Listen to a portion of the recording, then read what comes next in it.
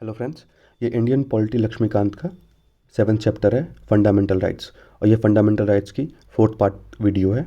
इसमें हम लोग आर्टिकल 15 को केस लॉज के साथ डिटेल में डिस्कस करेंगे।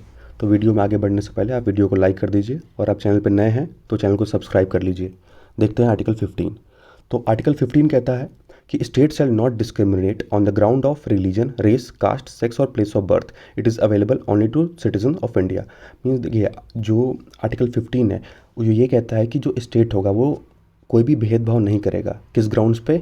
तो ये कुछ ग्राउंड्स की बात करता है, जैसे रिलीजन, रेस, कास्ट, सेक्स या प्लेस ऑफ बर्थ। ठीक, तो इन 5 ग्राउंड्स के बेसिस पे स्टेट जो है वो डिस्क्रिमिनेट नहीं कर सकता। ठीक, और ये जो अधिकार है ये किसको अवेलेबल है? तो ये अवेलेबल है केवल जो इंडिया के सिटीजन्स हैं उनको। फॉरेनर्स को ये राइट्स अवेलेबल नहीं है। तो इसके बारे में हम लोग आगे डिस्कस करेंगे, फॉरेनर को क्या राइट मिले हुए हैं और जो सिटीजन हैं उनको क्या राइट मिले हैं। तो अभी ये समझिए कि आर्टिकल 15 ये कहता है कि स्टेट कोई भी भेदभाव नहीं करेगा। ठीक, रिलीजन, रेस, कास्ट, सेक्स या प्लेस ऑफ बर्थ के आधार पे। ठीक, इसमें देखिए आर्टिकल 15 क्लॉज 1 ये कहता है कि it prohibit the state from discriminating on the ground only of religion, race, caste, sex और place of birth. Here the prohibition of discrimination is in the term of access to shops. अब देखिए, जो ये यहाँ prohibition की बात ये कह रहा है, ये किसके किसके सेंस में कहा जा रहा है? तो पहला, ऐसे अगर आप कहीं भी शॉप पे जाते हैं तो आप कहीं भी इंडिया में कोई भी शॉप हो आप वहाँ जा सकते हैं, कोई भी रेस्टोरेंट हो वहाँ जा सकते हैं, किसी भी होटल में जा सकते हैं, किसी भी पब्लिक प्लेस या जो एंटरटेनमेंट की जो जगह है वहाँ जा सकते हैं। आप कहीं का भी कोई भी वेल है या टैंक है या रोड्स है, आप कुछ भी यूज़ कर सकते हैं, ये आपको फ्रीडम है। ठीक, and other public places maintain wholly or partly out of the state funds or dedicated to use for the general public. या जो चीज़ें जनरल पब्लिक के लिए बनी हुई हैं तो वहाँ आपको जाने से नहीं रोका जा सकता। आपको स्टेट जो है वो डिस्क्रिमिनेट नहीं कर सकती। ऐसा नहीं कहा जा सकता नहीं आप यहाँ नहीं जा सकते, आप इस जगह नहीं जा सकते। तो आप फ्री हैं कहीं भी जाने के लिए, किसी भी प्लेस पे, किसी भी शॉप हो गया, कोई भी रेस्टोरेंट हो गया, कोई भी होटल हो गया, कहीं भी। तो आर्टिकल 15 क्लॉज 1 हमें ये अधिकार देता है। लेकिन इसके अलावा क्या है, 3 एक्सेप्शंस हैं। देखिए, इसे हर राइट के साथ कुछ एक्सेप्शन होते हैं, तो इसके साथ भी कुछ एक्सेप्शन है। 15 क्लॉज 3 कहता है कि the state can make special provision for women. State जो है वो स्पेशल प्रोविजंस बना सकता है, किसके लिए? वुमेंस के लिए और बच्चों के लिए। जैसे reservation of seats in local bodies. जैसे पता होगा कि जो लोकल बॉडी जैसे आपकी पंचायत हो गई या म्यूनसिपालिटी हो गई, तो उसमें वुमेंस के लिए जो है स्पेशल प्रोविज़न है। वुमेंस के लिए क्या है? वहाँ पर रिजर्वेशन है। ठीक, और the provision of free education for children. जैसे आर्टिकल 21A है, तो आर्टिकल 21A जो है वो फ्री एजुकेशन प्रोवाइड करता है चिल्ड्रन को। ठीक, तो यहाँ पे ये क्या हो रहा है, ये पॉजिटिव डिस्क्रिमिनेशन में आएगा। ठीक, मीन्स आर्टिकल 15 क्लॉज 3 जो है वो आर्टिकल 15 का एक्सेप्शन है कि स्टेट चाहे तो वो वुमेंस के वेलफेयर के लिए या चिल्ड्रन के वेलफेयर के लिए कोई भी ऐसा लॉ बना सकती है। ठीक, अब नेक्स्ट देखते हैं article 15 clause 4। The state can make special provisions for socially and educationally backward classes. देखिए, आर्टिकल 15 क्लॉज 4 ये कहता है कि स्टेट जो है वो स्पेशल प्रोविज़न बना सकती है जो सोशली और एजुकेशनली बैकवर्ड क्लासेस हैं। ठीक, तो सोशली और जो एजुकेशनली बैकवर्ड क्लासेस हैं और जो शेड्यूल कास्ट, जो शेड्यूल ट्राइब्स। ठीक, तो शेड्यूल कास्ट और शेड्यूल ट्राइब्स इनके लिए भी स्टेट चाहे तो स्पेशल प्रोविजन बना सकती है। आर्टिकल जो 15 क्लॉज 5 ये कहता है कि state can make special provision for the advancement of any socially और एजुकेशनली बैकवर्ड क्लास। मीन्स स्टेट जो है वो कोई स्पेशल प्रोविज़न बना सकता है, किसके लिए? सोशली और एजुकेशनली जो बैकवर्ड लोग हैं उनके एडवांसमेंट के लिए। ठीक, citizens regarding their admission to educational institution, और उनके ताकि वो एजुकेशनल इंस्टीट्यूशन में एडमिशन ले सकें, इस चीज़ को लेकर भी उनको से और बढ़ावा देने के लिए, उनको पढ़ाने लिखाने के लिए।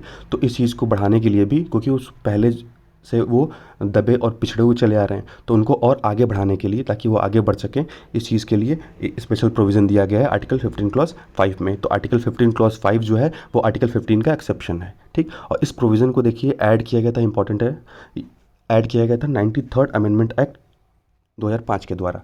मीन्स 93rd अमेंडमेंट एक्ट के द्वारा आर्टिकल 15 में आर्टिकल 15 क्लॉज 5 को ऐड किया गया था। नेक्स्ट पॉइंट है, the centre enacted the central educational institution reservation in admission act 2006 to bring this provision into effect. और इस चीज़ को इफेक्ट में लाने के लिए सेंटर ने इनेक्ट किया था, कौन सा?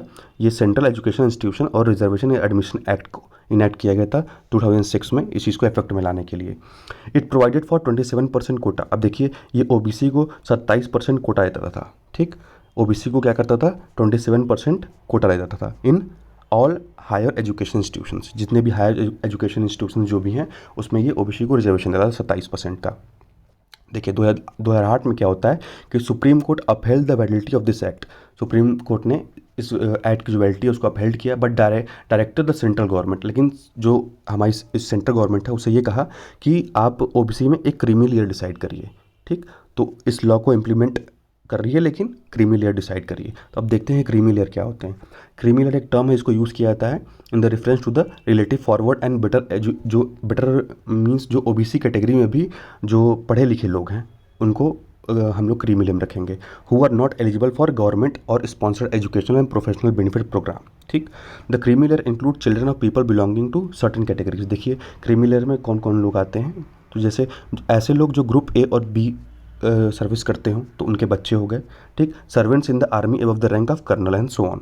तो group A group B services के जो लोग हैं और जो आर्मी में हो और उनकी रैंक जो कर्नल से ऊपर हो, तो ऐसे लोग जो होंगे या उनको जो बच्चे होंगे उनको रिजर्वेशन मिलेगा इसमें क्रीमी लेयर में। ओबीसी कैटेगरी में होंगे लेकिन वो क्रीमी लेयर में आएंगे। एक केस देखते हैं, इंपॉर्टेंट है, state of Madras versus Champakam Dorairajan. तो it led to the first amendment in the constitution. देखिए इसकी वजह से क्या होता है, इस केस की वजह से ही पहला अमेंडमेंट हुआ था हमारे कॉन्स्टिट्यूशन में in relation to the reservation policy in India. और ये किस चीज़ को लेकर के था, तो ये केस था रिजर्वेशन पॉलिसी को लेकर के। तो the amendment included the adding of clause 4 under article 15। और इस अमेंडमेंट की वजह से क्या हुआ, क्लॉज 4 ऐड हो गया हमारे आर्टिकल 15 में। The judgment account at the impunged communal governor order adopted before independence and in contravenance even after the constitution came into force. This order had the reservation policy।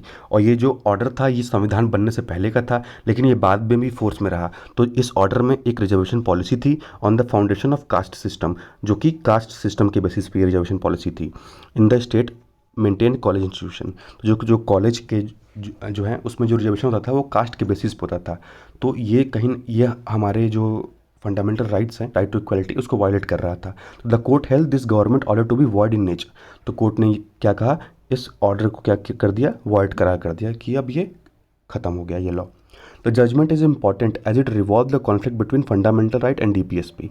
तो ये judgement important किस लिए हो जाता है, क्योंकि fundamental rights और DPSP जो हैं वो यहाँ कॉन्फ्लिक्ट कर रहे हैं। ठीक, the fundamental rights hold the upper hand over the directive principles of a state policy. When a fundamental right is violated, the DPSP is also in question. The preference will be of fundamental rights. अगर देखिए fundamental rights और DPSP अगर इन दोनों के बीच में अगर टकराव होता है तो प्रिवेल कौन करेगा, फंडामेंटल राइट्स, क्योंकि फंडामेंटल राइट्स जो हैं वो जस्टिसिएबल इन नेचर हैं, लेकिन डीपीएसपी जो है वो जस्टिसेबल इन नेचर नहीं है। मीन्स ऐसा नहीं है कि अगर आपके डीपीएसपी में जो चीज़ें दी हुई हैं अगर उसका वायलेशन होता है तो आप सुप्रीम कोर्ट या हाई कोर्ट जा सकते हैं, ऐसा बिल्कुल नहीं है। लेकिन अगर फंडामेंटल राइट्स वायलेट होते हैं तो आप डायरेक्ट सुप्रीम कोर्ट या हाई कोर्ट जा सकते हैं। इसीलिए अगर फंडामेंटल राइट और डीपीएसपी में क्लैश होता है तो प्रिवेल कौन करेगा, फंडामेंटल राइट्स प्रिवेल करेंगे। नेक्स्ट केस देखते हैं, M R Balaji versus state of Mysore. तो Mysore government issued under article 15 clause 4 reserve seat for admission to the state medical और इंजीनियरिंग कॉलेजेस। मीन्स मसूर की गवर्नमेंट क्या करती है कि स्टेट के जो मेडिकल कॉलेज होते हैं और जो इंजीनियरिंग कॉलेज होते हैं उसमें रिजर्व सीट का एलोकेशन कर देती है। तो इसकी वजह से क्या होता है, जो वहाँ का रिजर्वेशन होता है वो 68% पहुँच जाता है। ठीक, और इसकी वजह से क्या होता है कि सुप्रीम कोर्ट में रिट फाइल कर दी जाती है। तो ये M R Balaji versus state of Mysore का एक केस है, ये याद रखिए बहुत इंपॉर्टेंट केस है, इसको आप मेंस के आंसर राइटिंग में भी कोट कर सकते हैं। तो सुप्रीम कोर्ट ने इसमें जजमेंट ये दिया कि जो रिजर्वेशन है वो 50% से अधिक नहीं हो सकता, जो 50% का कैप लगाया गया। ठीक, और ये कहा गया कि reservation can not be more than 50%। The classification of backward and more backward is invalid. Caste can not be the only criteria because article 15 clause 4 talks about class and class is not synonym of the caste, so factors such as poverty could be considered। तो supreme court ने ये कहा कि यहाँ हम सिर्फ cast के basis पे ये चीज़ डिसाइड नहीं कर सकते, यहाँ पे हम जो पावर्टी का जो फैक्टर है, जो गरीबी का फैक्टर है, उसको भले ले सकते हो, लेकिन हम कास्ट के बेसिस पे यहाँ केवल रिजर्वेशन डिसाइड नहीं कर सकते कि इस कास्ट की तुम रिजर्वेशन दे दिया जाए। ठीक, तो यहाँ जो रिजर्वेशन का जो कैप था वो 68% पहुँच गया था, तो इसीलिए PIL फाइल की गई। तो बाद में जजमेंट जो आया वो उसमें सुप्रीम कोर्ट ने ये कहा कि 50% से एबव जो है आप रिजर्वेशन नहीं कर सकते। अब देखते हैं इंदिरा साहनी केस। देखिए इंदिरा साहनी केस जो है वो बहुत बहुत ज़्यादा इम्पोर्टेंट है। और इसमें क्योंकि देखिए इसमें अब देखेंगे, इसमें मंडल कमीशन के बारे में पहले देख लेते हैं। तो 1979 में क्या हुआ था कि ये मंडल कमीशन का गठन किया जाता है, जो कि सेकंड बैकवर्ड क्लास कमीशन था। और ये देखने के लिए किया गया था कि बैकवर्ड क्लासेस को कितना आरक्षण दिया जाना चाहिए। तो it was task to determine the criteria for defining the socially and educationally backward classes. और इसका काम ये था कि ये डिटरमाइन करे कि सोशली और जो एजुकेशनली बैकवर्ड क्लासेस हैं उनका परसेंटेज क्या है, उनको कितना रिजर्वेशन देना चाहिए।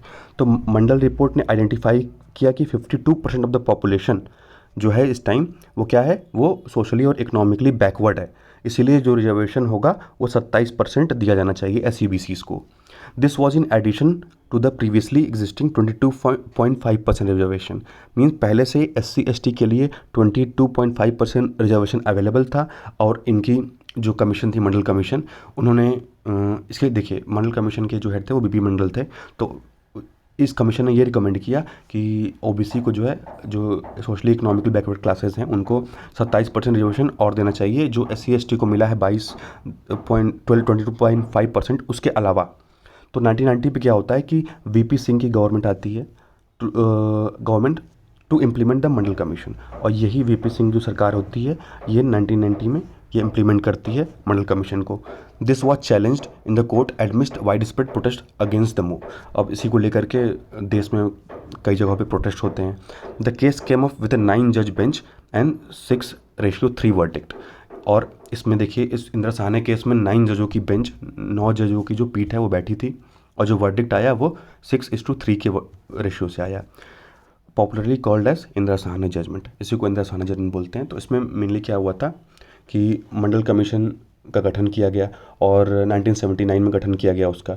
और उसको ये टास्क दिया गया कि आप डिटरमाइन करिए कि कितने लोग हैं जो सोशली और एजुकेशनली बैकवर्ड क्लास हैं। तो मंडल कमीशन ने आइडेंटिफाई किया कि जो 52% हमारी पॉपुलेशन है वो सोशली और इकोनॉमिकली बैकवर्ड क्लास में आती है। और उन्होंने ये रिकमेंड किया कि 27% जो रिजर्वेशन है वो SCBC को देना चाहिए। और इससे पहले SC और ST के लिए पहले से 22.5% रिजर्वेशन अवेलेबल था। तो बाद में जब 1990 में जब VP सिंह की गवर्नमेंट आती है तो इनकी रिपोर्ट को इम्प्लीमेंट कर देती है। तो उसी रिपोर्ट को इम्प्लीमेंट करने की वजह से देश में क्या होता है, कई जगह प्रोटेस्ट स्टार्ट हो जाते हैं। तो बाद में इसी को लेके जजमेंट होता है। भाई ये आगे देखते हैं क्या सुप्रीम कोर्ट का इसमें क्या जजमेंट रहा। The court upheld the office memorandum that essentially implemented the Mandal report. ठीक, जो मंडल रिपोर्ट इम्प्लीमेंट हुआ उसको कोर्ट ने सही पहले तो उसको सही करार दिया। उसके बाद the executive order maintaining 27% reservation for backward caste were said to be valid. और ये कहा गया कि जो बैकवर्ड क्लासेस को 27% रिजर्वेशन दिया गया है वो वैलिड है। The reservation was made not just on the basis of caste even it appears so. और ये कहा गया कि जो रिजर्वेशन दिया गया है वो केवल कास्ट के बेसिस पे नहीं है। It also made on the basis of objective evolution of social and educationally backward of classes. और जो रिजर्वेशन दिया गया है वो किसके बेसिस पे दिया जा रहा है, वो सोशली और एजुकेशनली बैकवर्ड क्लासेस, क्योंकि मंडल कमीशन इसी चीज़ के लिए उसका गठन हुआ था। तो मंडल कमीशन जब यही इसको जांच करना था कि कितने लोग जो सोशली और एजुकेशनली बैकवर्ड हैं, कितने लोग पिछड़े हुए हैं इस हिसाब से। तो यहाँ कोर्ट ये कहती है कि जो 27% रिजर्वेशन है वो सही है, क्योंकि ये सोशल और एजुकेशनली बैकवर्ड क्लासेस के लोगों को मिला है। ठीक, तो the landmark judgement of Indira Sawhney ruling set 2 important precedents. देखिए क्या चीज़ें, पहला है ये कहा गया कि जो ये क्राइटेरिया है group of qualification for reservation का, सोशल और इकोनॉमिक एजुकेशनली बैकवर्ड का यूज़ करते हुए, ये जो क्राइटेरिया है ये क्राइटेरिया सही है। ठीक, लेकिन the court also reiterated that 50% limit to vertical quotas it has set out in earlier judgement in MR Balaji versus state of Mysore, जो हम लोग अभी कुछ देर पहले पढ़ा। तो 15% की इस लिमिट को हमें कायम रखना है। ठीक, जो हमारा रिजर्वेशन है वो 15% से ऐसा नहीं है कि वो बढ़ सकता है। तो ये कहा गया था इंदिरा साहनी के केस में। ठीक, कोर्ट ने और क्या कहा, the court set 15% limit will be apply unless in exceptional circumstances. और ये लिमिट कब तक अप्लाई होगी, मीन्स देखिए ये 15% का जो लिमिट है ये बढ़ सकता है, लेकिन ये कुछ एक्सेप्शंस हैं इसमें जिसकी वजह से बढ़ाया जा सकता है। जैसे अब बाद में देखिए जो कुछ जो इकोनॉमिकली वीकर सेक्शंस हैं उनको 10% आरक्षण दे दिया गया है, तो अब तो कैप 50% से ऊपर है। तो वैसे ही कुछ एक्सेप्शनल केसेस में इस लिमिट को बढ़ाया सकता है। The social and educational backwardness criteria stemmed from interpretation of various constitutional provision, but the 50% is often criticised as being an arbitrary limit. लेकिन अभी भी सक्रियम होता है कहीं ना कहीं। Thanks for watching.